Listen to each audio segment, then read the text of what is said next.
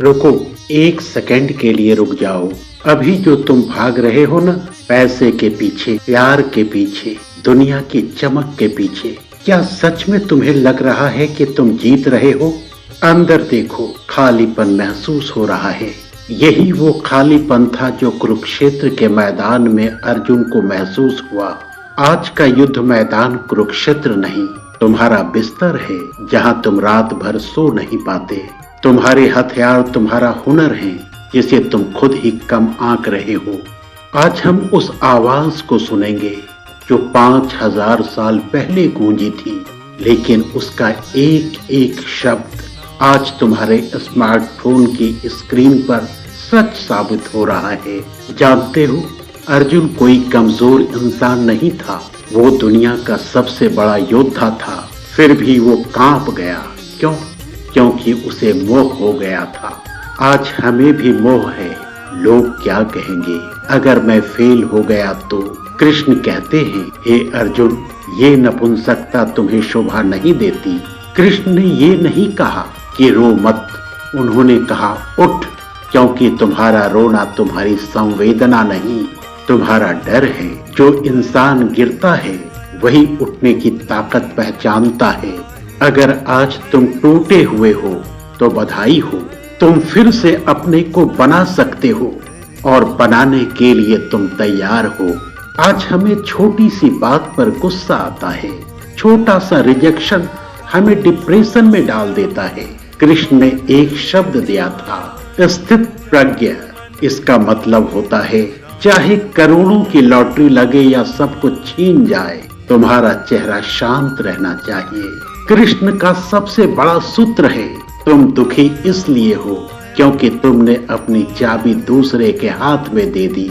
उसने मैसेज नहीं किया, तुम दुखी। बॉस ने डांटा, तुम दुखी। कृष्ण कहते हैं, अपने मन के मालिक बनो, गुलाम नहीं। दुनिया तुम्हें नहीं नचा रही, तुम्हारी एक्सपेक्टेशन तुम्हें नचा रही है। हम सब ने सुना है, कर्म करो फल की चिंता मत करो, लेकिन क्या हम इसे समझते हैं?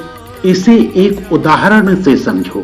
जब तुम एक बैट्समैन की तरह क्रीज पर खड़े हो और तुम ये सोच रहे हो कि अगर मैं आउट हो गया तो लोग गालियां देंगे, तो तुम पक्का आउट हो जाओगे। लेकिन अगर तुम सिर्फ बॉल पर ध्यान दोगे तो छक्का जरूर मारोगे। हमें कृष्ण के रहस्य को समझना होगा। रिजल्ट भविष्य में है, कर्म यानी एक्शन वर्तमान में है। जब तुम्हारा दिमाग भविष्य में भटकता है तो वर्तमान का काम खराब हो जाता है। याद रखो, focus on the process not the throwing. आज की सबसे बड़ी बीमारी है कंपैरिजन, तुलना करना। वो दुबई में घूम रहा है, मैं यहाँ ऑफिस में बैठा हूँ, उसकी शादी हो गई, मैं अकेला हूँ। ये तुलना करना छोड़ो। कृष्ण कहते हैं, दूसरे के धर्म पर चलकर सफलता पाने से बेहतर है अपने धर्म पर चलते हुए फेल हो जाना। तुम मछली हो और पेड़ पर चढ़ने की कोशिश कर रहे हो, इसलिए तुम खुद को बेवकूफ समझ रहे हो। अपनी स्ट्रेंथ पहचानो, जो तुम्हारा है वो तुम्हें ही मिलेगा। बस अपनी ऑथेंटिसिटी मत खोना। जानते हो, जब अर्जुन डर गया तो कृष्ण ने अपना विश्व रूप दिखाया। उन्होंने दिखाया कि सब कुछ उन्हीं से शुरू होता है और उन्हीं से खत्म। आज के लिए इसका मतलब समझो, ये ब्रह्मांड बहुत बड़ा है। तुम्हारी ये छोटी सी परेशानी कि इंटरव्यू अच्छा नहीं गया या ब्रेकअप हो गया, इस अनंत ब्रह्मांड में एक रेत के कण के बराबर भी नहीं है। Don't take life too seriously. तुम यहाँ एक रोल निभाने आए हो, अपना बेस्ट दो और फिर उसे उस सुप्रीम पावर पर छोड़ दो। तो क्या तुम अभी भी उस पुराने जख्म को लेकर बैठे रहोगे? क्या तुम अभी भी उस इंसान के लिए रोओगे जिसे तुम्हारी कदर नहीं? कृष्ण का आखिरी संदेश सीधा तुम्हारे लिए, उठो, गांडीव उठाओ।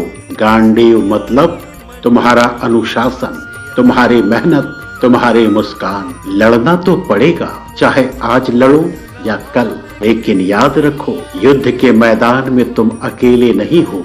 वो सारथी बनकर तुम्हारे साथ खड़ा है, बस तुम्हें मुड़कर देखने की जरूरत है। अगली बार जब मन अशांत हो तो गीता की पंक्तियां नहीं, कृष्ण का एटीट्यूड याद रखना।